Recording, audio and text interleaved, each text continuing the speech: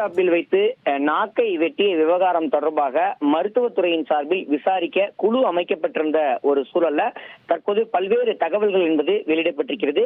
திருச்சியில ஏலியன் பாய் என்ற பெயர்ல டாட்டூ ஷாப்பில் வைத்து நாக்கை இரண்டாக வெட்டி பாம்பு நாக்கு போன்று மாற்றிய விவகாரம் என்பது பேசுபொருளாக மாறியிருக்கிறது.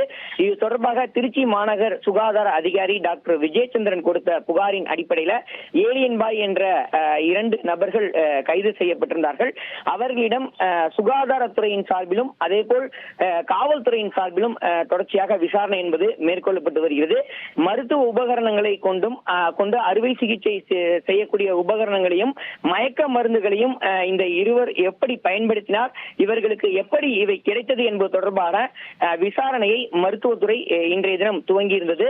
அந்த வகையில ஏற்கனவே பொது சுகாதாரத்துறைக்கு குந்தகம் இழைத்தல், பெண்களுக்கான பாதுகாப்பின்மை, அதேபோல் பயிற்சி பெறாமல் மருத்துவம் பார்ப்பது போன்ற பிரிவுகளின் கீழ் வழக்குகள் பதியப்பட்டிருக்கக்கூடிய ஒரு சூழல்ல இந்த விசாரணை என்பது தொடர்ந்து மேற்கொள்ளப்பட்டு வருகிறது.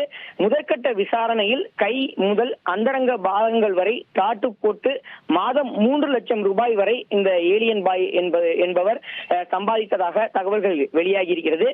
சாதாரணமாக டாட்டூ போட 3000 முதல் 10,000 ரூபாய் வரை வசூல் செய்திருப்பதும் தெரிய வந்திருக்கிறது. உடல்ல அந்தரங்க பாகங்கள்ல டாட்டூ போட 30,000 முதல் 50,000 ரூபாய் வரை வசூல் செய்திருப்பதும் தெரிய வந்திருக்கிறது. நாக்கை பிளவுபடுத்தக்கூடிய இந்த சிகிச்சை தொடர்பாக அவரது நண்பர்களையே இது போல செய்ய வைத்து தன்னுடைய இன்ஸ்டாகிராம் ப்ரோமோக்காலுக்காக இவர் பயன்படுத்தி இருப்பதும் தெரிய வந்திருக்கிறது.